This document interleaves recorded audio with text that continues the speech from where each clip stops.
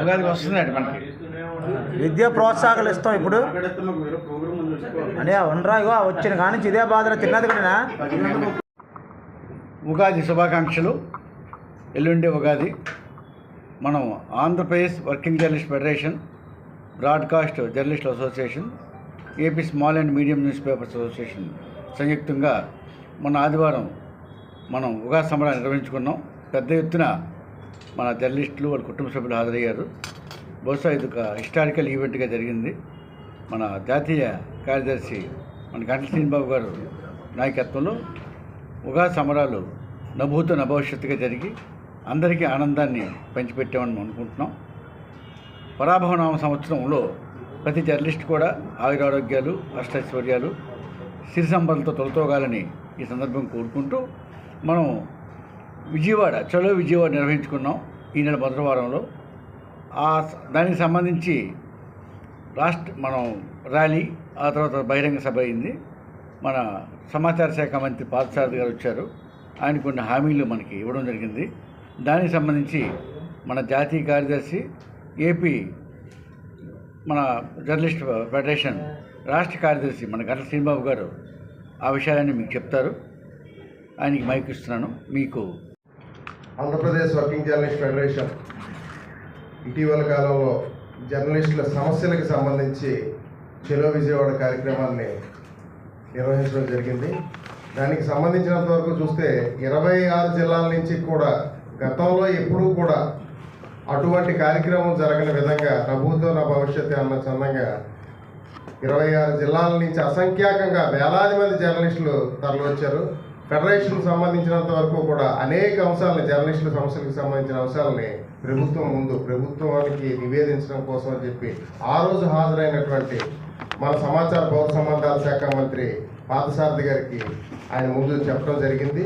వాటికి సంబంధించినటువంటి అనేక అంశాలకు సంబంధించి పార్థసారథి గారు మంత్రి గారు సానుకూలంగా స్పందించి ఆ విషయాలన్నింటినీ కూడా ముఖ్యమంత్రి గారి దృష్టికి తీసుకుని వెళ్ళి క్యాబినెట్లో చర్చించి ఒక సానుకూలమైనటువంటి నిర్ణయాలని తీసుకునేటటువంటి ప్రయత్నం అయితే చేస్తామని చెప్పి ఆ రోజు భరోసా ఇవ్వడం జరిగింది. అందులో భాగంగానే ఆ రోజు ఆయన వేదిక మీద ఇచ్చినటువంటి హామీలకు అనుగుణంగానే, ఆ రోజు ఇచ్చినటువంటి భరోసాకు అనుగుణంగానే గడిచిన 2-3 రోజుల క్రితం కూడా మంత్రి గారు ఒక సానుకూలమైనటువంటి ప్రకటన చేయడం జరిగింది. ఆ ప్రకటనని మిత్రులు అందరూ చూసే ఉంటారు. ఒక ప్రభుత్వం త్వరలోనే జర్నలిస్టులకి, రాష్ట్రంలో ఉన్నటువంటి జర్నలిస్టులందరికీ కూడా ఒక తీయని కబురు చెప్పబోతుంది. దానికి సంబంధించినటువంటి ఎక్సర్సైజ్ అన్నది జరుగుతుందని చెప్పేసి చెప్పడం జరిగింది. ఇదంతా కూడా, ఈ ప్రయత్నం అంతా కూడా ఈ రాష్ట్రంలో జర్నలిస్టుల కోసం నిరంతరం పోరాటమే కాకుండా, జర్నలిస్టుల సమస్యల మీద పోరాటమే కాకుండా, జర్నలిస్టుల హక్కుల కోసం కానీ, లేదా జర్నలిస్టులకు ఒక సమస్య వస్తే ఆ సమస్యను పరిష్కరించే దిశగా ప్రభుత్వం మీద ఒత్తిడి తీసుకొచ్చి ఆ పరిష్కారం అయ్యే వరకు కూడా నిరంతరం పోరాటం చేసేటటువంటి ఫెడరేషన్ మాత్రమే సాధ్యం. ఈ విషయంలో ఫెడరేషన్ మరోసారి తన చిత్తశుద్ధిని నిరూపించుకుంది. ఎందుకంటే 18 ఏళ్ల ప్రస్థానంలో ఫెడరేషన్ అనేకమైనటువంటి ఆందోళనలు చేసింది, అనేక కార్యక్రమాలు చేసింది, అనేకమైనటువంటి సందర్భాల్లో ప్రభుత్వ పెద్దల దృష్టికి జర్నలిస్టుల సమస్యను తీసుకొని వెళ్ళి పరిష్కరించే ప్రయత్నం చేసింది. అవన్నిటిలో సఫలీకృతమైనటువంటి నేపథ్యంలోనే మరోసారి ఒక భారీ కార్యక్రమాన్ని తీసుకొని వెళ్ళి ఆ కార్యక్రమాన్ని చలో విజయవాడని విజయవంతం చేయడం జరిగింది. అందులో భాగంగా మన విశాఖపట్నం నుంచి కూడా అత్యధికంగా సుమారు 100 మందికి పైగా ఇక్కడి నుంచి కూడా మన ఫెడరేషన్ కుటుంబ సభ్యులంతా కూడా హాజరవడం జరిగింది. అలాగే పక్క జిల్లాల నుంచి కూడా, మన ఉత్తరాంధ్ర జిల్లాల నుంచి కూడా చాలా ఎక్కువ సంఖ్యలో జర్నలిస్టులు తమ సమస్యల పరిష్కారానికి ఖచ్చితంగా ఆ కార్యక్రమం అన్నది ఒక దశని ఒక నిర్దేశిస్తుందని చెప్పేటటువంటి ఆశాభావంతో వెళ్ళారు. అందుకు అనుగుణంగానే అది సఫలీకృతం అయ్యేటటువంటి పరిస్థితి ఈరోజు మనకి కనిపించింది. దానికి సంబంధించినటువంటి వివరాలన్నీ కూడా మన జాతీయ జర్నలిస్టుల సంఘం కార్యదర్శి శ్రీనిబాబు గారు వివరిస్తారు. అదే సందర్భంలో తాజాగా 2 రోజుల క్రితం మనం నిర్వహించుకున్నటువంటి ఉగాది సంబరాలు, ఎప్పట్లాగే ఈ ఏడాది కూడా మనం సాంప్రదాయబద్ధంగా వస్తున్నటువంటి ఉగాదిని మన ఫెడరేషన్ సంబరాలుగా ఏర్పాటు చేసుకోవడం జరిగింది. అత్యధికంగా కుటుంబ సభ్యులతో సహా జర్నలిస్ట్ మిత్రులంతా హాజరయ్యారు. కార్యక్రమం కూడా అద్భుతంగా అది విజయవంతమైంది. ఆ విజయవంతానికి తోడ్పాటు అందించినటువంటి మొత్తం సంఘాలు, అంటే మన ఫెడరేషన్తో పాటు electronic media, broadcasting journalist association, అలాగే small and medium newspapers association కార్యవర్గాలకు కూడా ఈ సందర్భంగా అభినందనలు తెలియజేస్తూ భవిష్యత్తులో కూడా ఇదే స్ఫూర్తితో ఫెడరేషన్ పనిచేస్తుంది. ఫెడరేషన్ జర్నలిస్టుల హక్కుల కోసం ఖచ్చితంగా పోరాటం చేస్తుంది. జర్నలిస్టుల సమస్యలు పరిష్కారం అయ్యే వరకు కూడా ఏ ప్రభుత్వాలు వచ్చినా కూడా ఖచ్చితంగా అవి పరిష్కారం అయ్యే వరకు కూడా ఎటువంటి రాజీ లేని పోరాటాలని ఉద్యమాలని నిర్మించడం అన్నది ఖచ్చితంగా అది ఫెడరేషన్కే సాధ్యం. భవిష్యత్తులో కూడా ఇదే స్ఫూర్తిని కొనసాగిస్తుంది. ఆ దిశగా ఫెడరేషన్కి సంబంధించినటువంటి ఆ ఉద్యమాల్లోని నెక్స్ట్ పోరాటాల్లోని మీరు కూడా భాగస్వాములై ఈ స్ఫూర్తిని కొనసాగించాలని చెప్పి కోరుకుంటూ మీ అందరూ కూడా భవిష్యత్తులో ఇదే సహకారాన్ని అందించాలని చెప్పి ఆశిస్తూ మిగిలిన విషయాలన్నీ కూడా మన జాతీయ ప్రత్యేకంగా ఇవ్వాలని మనం కోరడం లేదు. ఎవరైతే అర్హులు ఉన్నారో వారిని గుర్తించి వారికి ఎక్విడేషన్ ఇవ్వండి, వారి ప్రాథమిక హక్కు. ఇప్పుడు మనకి మామూలుగా మన సంస్థ ఇచ్చే కార్డులు అన్ని విధాలు ఒక డిఫెన్స్ ఏరియాలో కానీ ఒక విమానాశ్రయాల్లో కానీ ఎక్కడ కూడా కొన్ని దగ్గర పనిచేయవు. కాబట్టి ఏంటంటే గవర్నమెంట్ ఇచ్చే ఎక్విడేషనే మనకు కొలమానం. ఆ గుర్తింపు ఉండాలంటే ఇప్పుడు విశాఖపట్నం వేదికగా అంతర్జాతీయ ఈవెంట్లు జరుగుతున్నాయి. ఒకవైపు మొన్న ఐఎఫ్ఆర్ జరిగింది, సిఏ సమ్మిట్ జరిగింది, అంతకుముందు మొన్న మిలాన్ జరిగింది. ప్రెసిడెంట్ ఫ్లీట్ రివ్యూకి దాదాపు 200 మంది విదేశాల నుంచి వచ్చారు. అటువంటి వారికి కంపల్సరీగా మనకి ఎక్విడేషన్ ఉంటే తప్ప లోపలికి ఎలా కూడా ఉండదు, డిఫెన్స్ ప్రోగ్రాంలకు కానీ అలాగే యోగాంధ్రకు సంబంధించి కానీ. కాబట్టి ఎక్విడేషన్ అనేది మన కొలమానం. ఇందులో ఏంటంటే మనకు అన్ని యూనియన్లు సమానమే, అందులో ఉన్న అందరూ కూడా మన మిత్రులే. మనం సంస్థాగతంగా మన హక్కుల డిమాండ్ల కోసం యూనియన్లు పోరాడుతున్నాయి తప్ప ఇప్పుడు అందరికీ కూడా ఒక ఇల్లు ఇచ్చినా లేకపోతే ఒక పెన్షన్ ఇచ్చినా ఏది ఇచ్చినా నా ఒక్కడికే రాదు, మన అందరికీ వస్తుంది. రాష్ట్ర వ్యాప్తంగా ఉన్న జర్నలిస్టులందరికీ సంబంధించి రాష్ట్ర ప్రభుత్వం నిర్ణయం తీసుకుంటుంది. కాబట్టి ఖచ్చితంగా మన డిమాండ్లు నెరవేర్చాలని కోరుకుంటున్నాం. అలాగే కొన్ని కమిటీలు కూడా వేయాలి, అంతర్గత కమిటీలు. అది ఆల్రెడీ మన రాష్ట్ర యూనియన్ అంతా కూడా ఇప్పటికే హోంమంత్రి గారిని, అలాగే సమాచార పౌర సంబంధాల శాఖ మంత్రి గారిని, అలాగే కార్మిక శాఖ మంత్రి గారు, ప్రధానంగా మనకి మంత్రి గారు వాసనశెట్టి సుభాష్ గారు కూడా మనకు హామీ ఇచ్చున్నారు. మీ డిమాండ్లు కార్మిక బీమాకు సంబంధించి అడిగారు. అలాగే కొన్ని డిమాండ్లు మా పరిధిలో ఉన్నాయి కాబట్టి అవి మేము చేయడానికి మనం కూడా సార్ ఆ రోజు రావాల్సిందే. కానీ క్యాబినెట్లో మన కార్మిక శాఖ మంత్రికి సంబంధించిన కుర్చీలే ఉదయింపు ఉండడం వల్ల రాలేకపోయినా, కాకపోతే ఆయన మనకి సందేశం పంపించారు.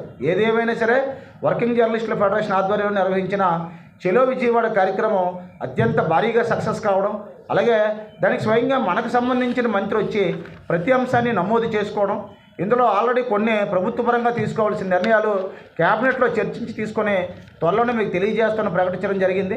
మనం ఏమన్నామంటే సానుకూల దృక్పథంతో మన పరిధి మేరకు ఈ పాయింట్ ప్రధానంగా మనం గుర్తించుకోవాలి. మన పరిధి మేరకు ప్రభుత్వంతో ఎప్పటికప్పుడు సంప్రదింపులు జరిపి మనం సాధించుకోవాలి తప్ప మనం వేరే విధంగా వేరే రూట్లో వెళ్ళాల్సిన అవసరం కూడా లేదు. జర్నలిస్టులు అంటే అందరికీ సానుకూలత ఉంటుంది. కాబట్టి మనం ఎలాగైనా మన డిమాండ్లు ఈ 11 డిమాండ్లు మేము పెట్టాం. ఈ 11 డిమాండ్లు 5-6 డిమాండ్లు చేయాలంటే వాళ్ళు వెంటనే గంటల వ్యవధిలో చేయగలరు.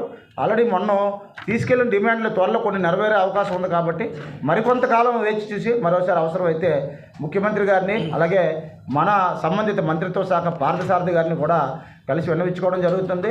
మరి చెలో విజయవాడ కార్యక్రమానికి విచ్చేసి రాష్ట్ర వ్యాప్తంగా ఉన్న జర్నలిస్టులందరూ కూడా పెద్ద ఎత్తున తరలి వచ్చారు.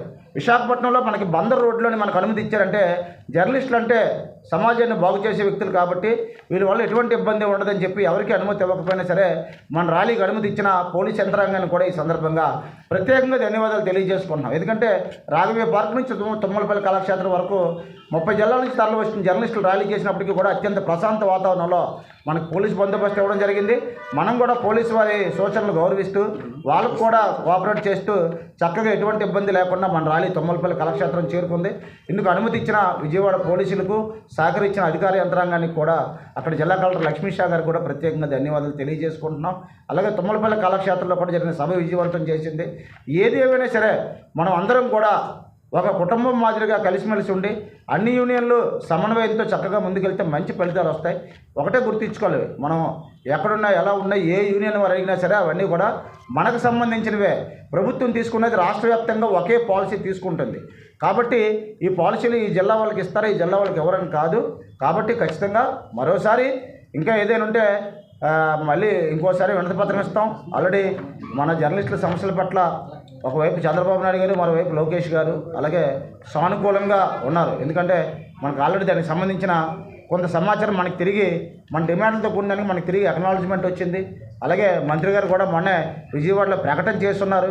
అలాగే పవన్ కళ్యాణ్ గారి దగ్గర నుంచి కూడా జర్నలిస్టుల సమస్యలు అంటే ఆయన ఎప్పుడు కూడా ఏదైనా సరే సానుకూలంగా ఉంటారు కాబట్టి ఇవన్నీ కూడా మనకు భవిష్యత్తులో మంచి చేకూరుస్తాయి. కాబట్టి పరాభవన సంవత్సరంలో అన్ని శుభాలు కలుగుతాయని మన పంచాంగ గారు చెప్పారు. కాబట్టి కొంతమేరకు ప్రధానంగా ఇళ్ల స్థలాలు, ఇల్లు లేదా ఆ రెండింటిలో ఒకటి, అలాగే పెన్షన్ సదుపాయం, అలాగే ప్రత్యేకంగా ప్రమాద బీమా పాలసీ పునరుద్ధరణతో పాటు వృద్ధాశ్రమం ఏర్పాటు, మీడియా కమిషన్ ఏర్పాటు, విద్యా వైద్యంలో ప్రోత్సాహాలు ఇచ్చినట్లయితే చాలా వరకు ప్రభుత్వానికి రుణపడి ఉంటామని మరి ఈనాటి కార్యక్రమానికి విచ్చేసిన మీ సోదరులందరికీ కూడా పేరు పేరున మేము అడిగేది కూడా అందరం మీకోసమే. ఇప్పుడే చెప్పాను, ఇప్పుడు మీరు అందరూ కలిస్తేనే, మనం అందరం కలిస్తేనే ఒక పెద్ద సంఘటితంగా అవుతుంది, ఒక సమన్వయం చేసుకుంటూ ముందుకు వెళ్ళగలుగుతాం. కాబట్టి చెలో విజయవాడ కానీ లేకపోతే మన ఉగాది సంబరాలు కానీ జయప్రదం చేసిన జర్నలిస్ట్ మిత్రులందరికీ కూడా పేరు పేరున ధన్యవాదాలు తెలియజేసుకుంటూ ఈ కార్యక్రమాన్ని సమన్వయం చేసిన మన అసోసియేషన్ ప్రతినిధులకు, అలాగే ఈ కార్యక్రమాన్ని కవర్ చేయడానికి వచ్చిన మీ అందరికీ కూడా పేరు పేరున నమస్కారాలు తెలియజేసుకుంటూ అందరికీ ఉగాది శుభాకాంక్షలు. మీరందరూ ఎప్పుడూ కూడా బాగుండాలి. జర్నలిస్ట్ బాగుంటే సమాజం బాగుంటుంది.